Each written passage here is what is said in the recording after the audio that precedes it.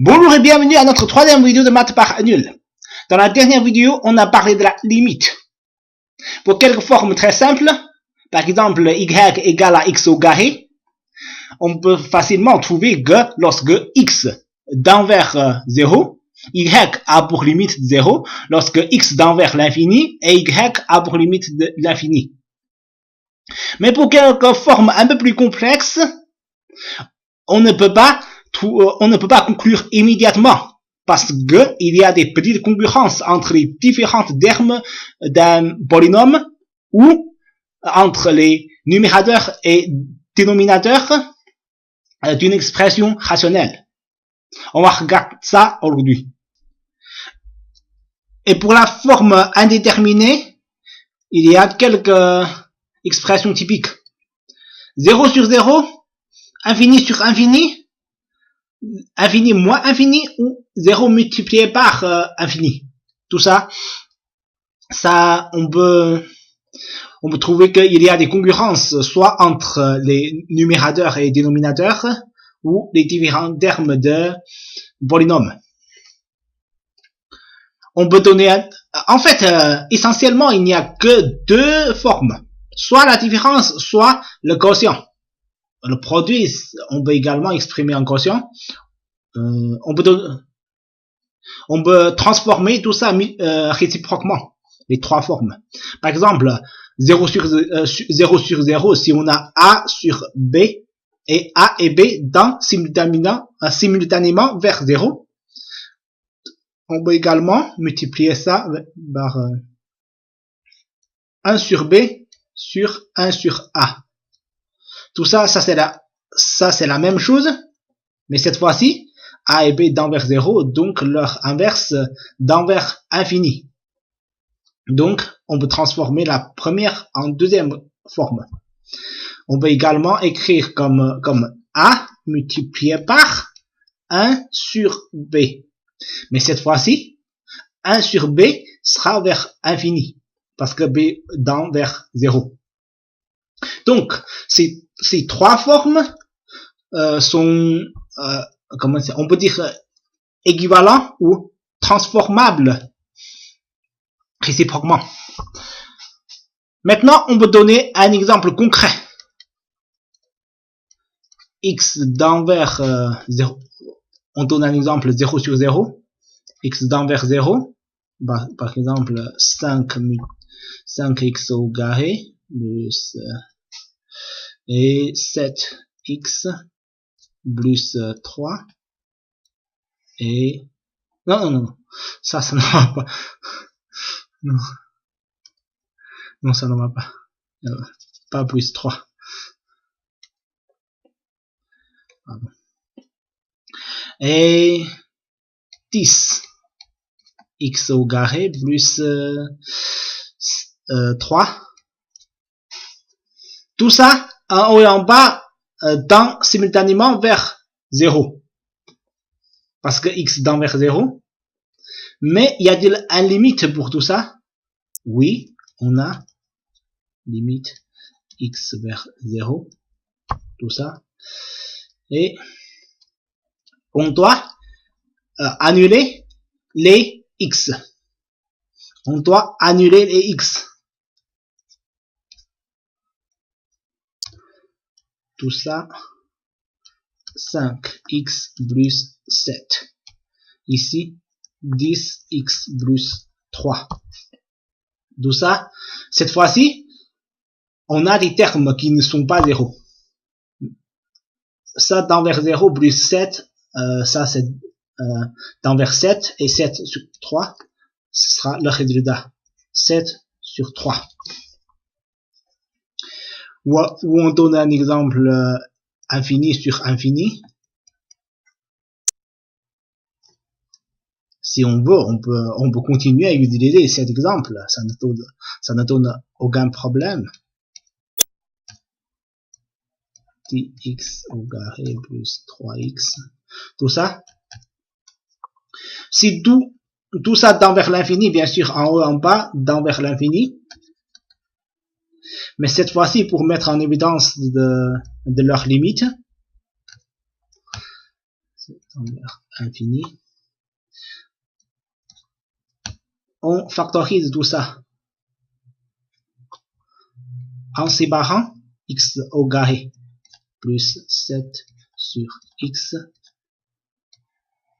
et x au carré 10 plus 3 sur x.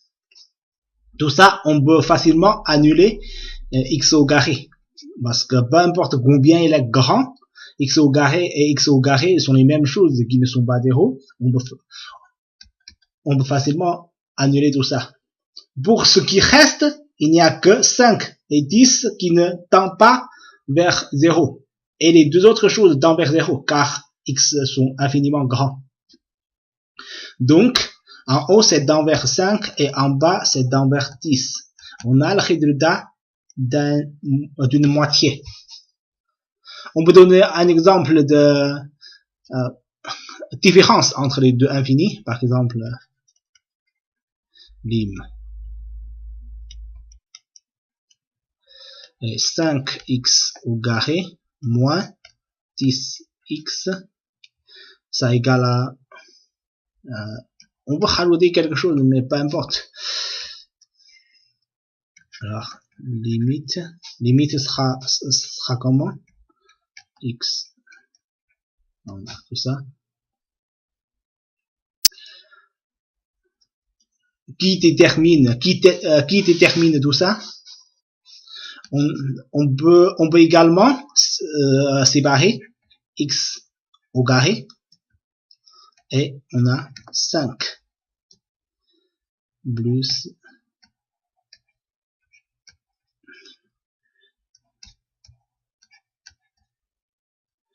au carré.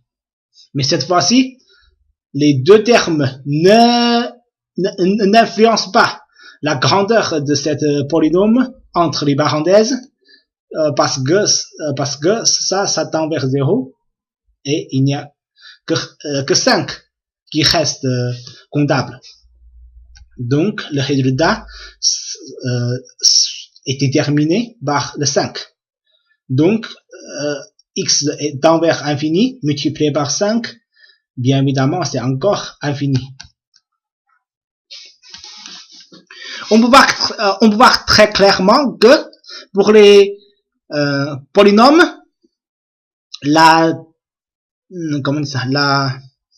limite, quand x tend vers 0, tend vers infini, la limite est déterminée par le terme du degré plus haut. C'est 5 vers positive, donc c'est positive infini. Mais pour les comment ça?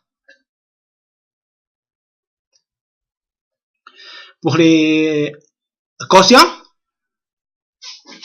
lorsque x tend vers en haut et en bas tend vers infini, ça c'est également déterminé par leur degré le plus haut, parce que c'est ça leur grandeur. Mais lorsque x tend vers 0, pour le quotient, c'est déterminé par le terme de l'ordre le plus bas. Cette fois-ci, car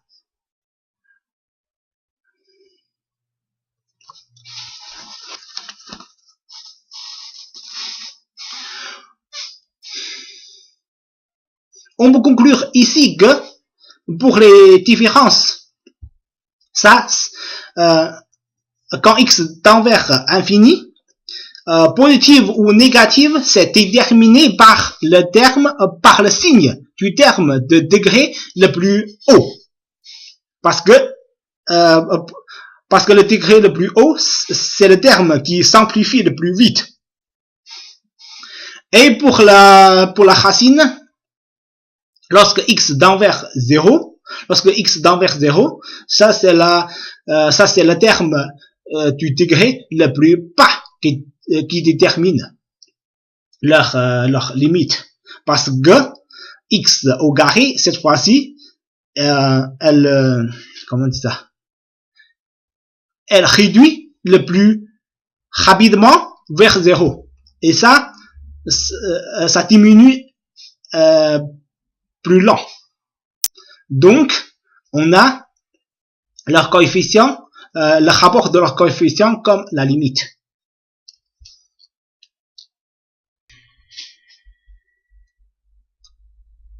On peut conclure que lorsque x tend vers infini pour un polynôme, sa limite, le signe de sa limite est déterminé par le terme du ordre du degré le plus haut, parce que c'est le terme qui s'amplifie le plus vite. Par exemple, ici, lorsque x tend vers infini, et ce terme tend vers infini le plus vite, et sa signe est positive, donc la limite est positive. Et pour les formes quotient, lorsque x tend vers 0, c'est le terme c'est le terme du degré le plus bas qui détermine leur limite.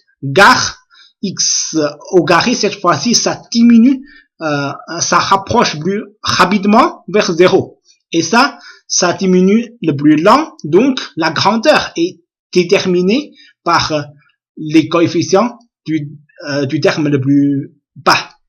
On peut donner un autre exemple assez typique avec les termes de racine. Par exemple, on a racine x moins 5 moins 2 sur x moins 9. Lorsque x tend vers 9, bien évidemment, en haut et en bas, ils ont respectivement leur limite de 0, donc ce sera 0 sur 0. La solution typique est de multiplier par une expression conjugale en haut et en bas. Ensuite, il faut copier la terme limite.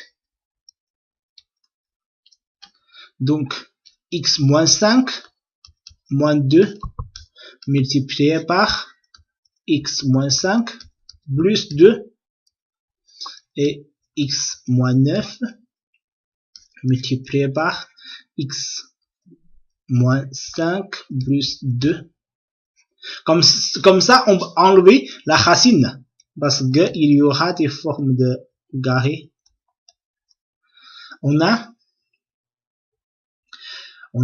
x moins 5, cette fois-ci, moins 4 sur x moins 9 et x moins 5 plus 2. Donc, on a en haut et en bas la même chose de x moins 9. Donc, on va annuler ces deux. Et, il ne reste qu'un seul, il ne reste qu'un en haut. Et la limite, maintenant, sera la limite de cette expression. Et cette fois-ci, on a x égale à 9. Donc, c'est 1 sur 4. Ok, aujourd'hui on s'arrête ici. Et la prochaine fois, on va parler du théorème de l'orbital. Ça veut dire qu'on cherche la limite des formes indéterminées par leur dérivée. On parlera ça après. Je vous remercie de votre écoute et à très bientôt.